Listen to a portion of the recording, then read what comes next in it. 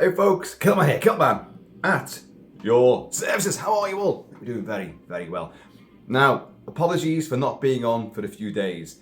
Now, that would be because, well, lots of different reasons. But you know how much I hate being absent from talking to you guys? That I always feel compelled to apologise for when one of these little breaks takes place. And basically, I was out a lot. You know what I'm like. But it was a full long weekend of madness, chaos, and bedlam. Not necessarily in that order, of course, but all were fulfilled to the max. But in the downtime, I discovered I had quite a severe headache. No, it wasn't alcohol induced. It was, as Mrs. Kilt-Man reliably, medically informs me, it's a cold. You've got a cold in your head. A cold in my head. How does that happen? No, I was out with the dog on a particular day, Friday after work before going out, and yeah, it was windy and it was cold, and ever since then I had this horrible sort of sensation from sort of round about here, like Harvey Two-Face, sort of down here and around here and down into the teeth and the jaw. So all your nerves were like actually on fire. I don't get headaches, by the way, although apparently now I do. But it was that bad that even like touching my hair was hurting. I mean, some of you guys will probably have migraines. I know people who suffer from migraines and they're really badly ill with it. So I got off lightly, I suppose. But it did last a few days. I found the only way of getting around it was to watch the rugby and the footy and to go out and get drunk. So I've also discovered that when I'm out, I tend to think, oh, I haven't done a video. So I'll have an idea for the video and then I'll put it on the little YouTube community thing on your channel and say like, oh, I'm going to do this. That's never a good idea. Never really plan ahead what you're going to do, because knowing me, I'll never get around to it. And I did this thing, I'm going to discuss robots. I really do want to do this. And it was prompted by the full release of Michael Kamen's complete score to the Iron Giant, Brad Bird's classic retro Robo-Fest, based on the classic novel The Iron Man. So yeah, and getting that soundtrack and then rewatching the film again, I thought, oh, I've got to cover this. Robots in general. So I'm going to do that. But because I've got to start work soon. So I'm just throwing this together just to remind you guys, yeah, I'm still around. I just hate days of absence, you know. But I've been playing a lot of music as well. And obviously I'm still massively Batman infested, you know. There's definitely a bat in my belfry. It's rattling around inside my skull, which is probably why I've got a headache. I'm okay, actually. I should have said the headache's gone now. It's okay, it's fine. We're okay. We're good to go. But I've been playing the soundtrack to Michael Giacchino's score for the Batman, and constantly. And I'm finding new bits and bobs in there, little nuances and phrases and melodies and little bits. So you always go like, that reminds me of something. What does that remind me of? And there's one. Now, it's tenuous. I'll be honest, it's tenuous. And there could be some spoilers here as well. It's very tenuous, but it's also an excuse just to sit in front of this and yak to you guys again and play this wonderful music.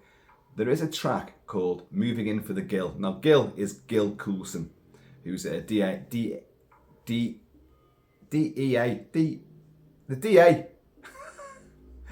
whatever they're called, assistant DA. They do what you do in American movies, the DA's office, you know, district attorney, all that kind of stuff. And they're all corrupt, and the Riddler's going to take them all out. And he moves in for this particular guy. And now, this track, there's one element in this, and it's nice and creepy and ooky and eerie, because the Riddler is sort of like a Zodiac-style John Doe from Seven, orientated serial killer, sociopath, psychopathic, messianic tendencies. You know, he's got the whole gamut of naughtiness, hasn't he? You know, but he thinks he's doing the right thing, don't they all? They're all on a crusade, aren't they? But what I want to get to, I mean, you've got all this eeriness here, the capture of Gil Coulson. And he gets strapped into his car. He has to drive into the big state funeral for the mayor, which is actually held in St George's Hall in Liverpool. Yeah.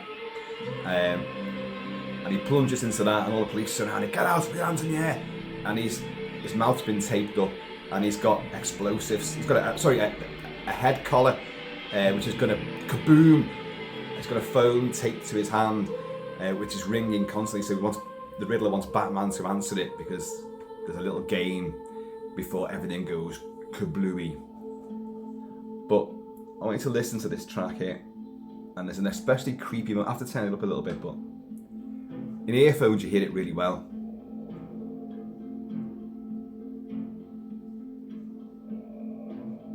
Can you hear that growling? Oh.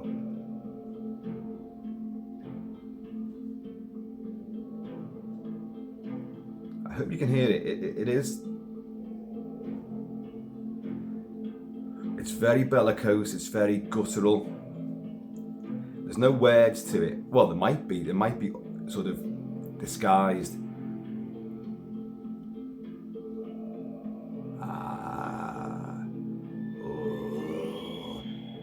And you get that lovely little sort of whistly whoosh. Now it's very sinister, it's very eerie. But it's that growl I want you to focus on. Because I was thinking, that's something there. That reminds me of something. Do you hear it there? I will come back to this just to reinforce it. And then I worked out what it was. And as I say, in the history of tenuous links, this must be right up there in one of the most tenuous. Or is it? Now, Michael Giacchino's score is a revelation. Even though I banged on about that one note theme for Batman, permeating every track, which it does pretty much, but the one note theme for Catwoman, the four note theme for Catwoman, the four note theme for the Riddler, everything's based on a four note motif, and it works superbly. But within all these different tracks, there are great little elements which creep in. There's one there, that growliness. Well, I worked out what it reminded me of. Okay, let's see if we can find it. It's not that. We're talking spaghetti western, and we're talking Franco Nero, and we're talking, if I can find the bloody thing, Keoma. Keoma is a wonderful spaghetti western. I absolutely adore the movie. He's a half-breed. His two brothers don't like him. The town hates him. He's haunted. He's got pure Rambo-style Barry Gibb hair and a headband on, and it's wonderful. Very violent, great movie. But this is the theme. Now, this is sung by Sybil and Guy. Guy is the guy you're going to hear. Sybil is singing. But Sybil is actually, she's Scottish, and she's the sister of Tory politician Ian Duncan Smith. Well, there's a bit of trivia for you. Now, people who love the movie despise this soundtrack. You hear this a lot in the movie, and it's very haunting, very OTT. Can be irritating. I love it though. It tells his story, you know. Or she tells a story, but then you will get this other element which will creep in now from a guy called Guy, or is it Guy? Might be Guy, who's got like a voice like Barry White with 20,000 bullfrogs shoved down his throat and a ton of gravel as well. But you'll see the connection between this and Michael Giacchino's track from the Batman. It's coming. Now you've done already what you should have. You've done even more than you could do. But you can hear it a lot more on this. So you're fighting and find your place now. Oh, he is saying words. I know. But that, it's very similar, I think. When you're walking around in the graveyard with your husky and you've got your earphones in and you're playing Michael Giacchino's track, that growl is much more clear and amplified. And it does come across like this.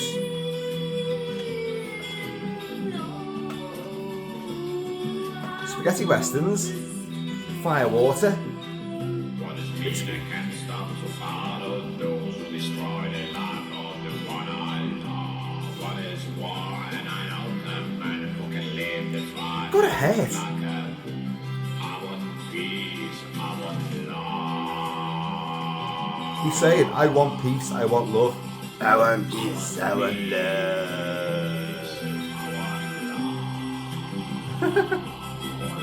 You don't want him whispering sweet nothings in your ear, do you?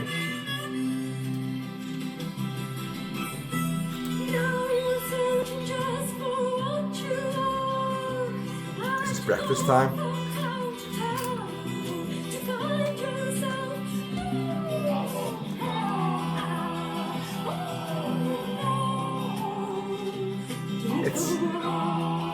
It's definitely out there, isn't it? It's designed to split the camp. It tells Keoma's story. It fits her lamentful ballad fits his mood and his plight. And the violence and rage he feels is the guy's voice. Guy's voice. Franco Nero plays Keoma fantastically. And there were rumours that it was Franco Nero who supplied the vocals.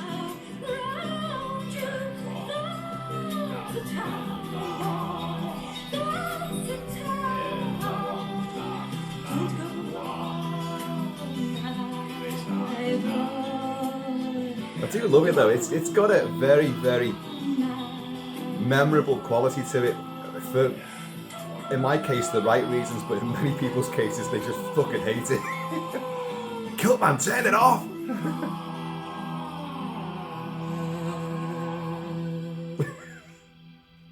Okay, let's go. You heard that? You heard a lot of growling there. Now let's go back on to moving in for the gill. And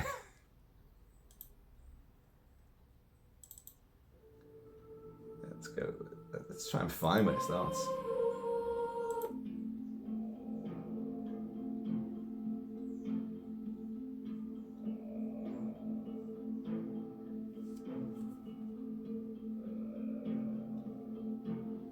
You can hear what I mean, can't you?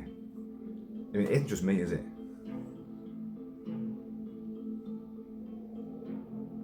It's almost like that's Guy warming up for doing the Keoma main theme. He's just doing his vocal exercises, chewing boulders. He's got a couple of seagulls down there as well. A gull down the gullet. There you are.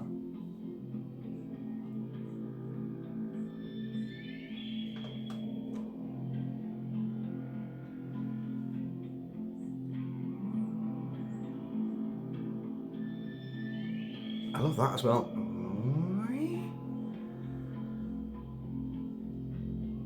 A forlorn sort of whistle.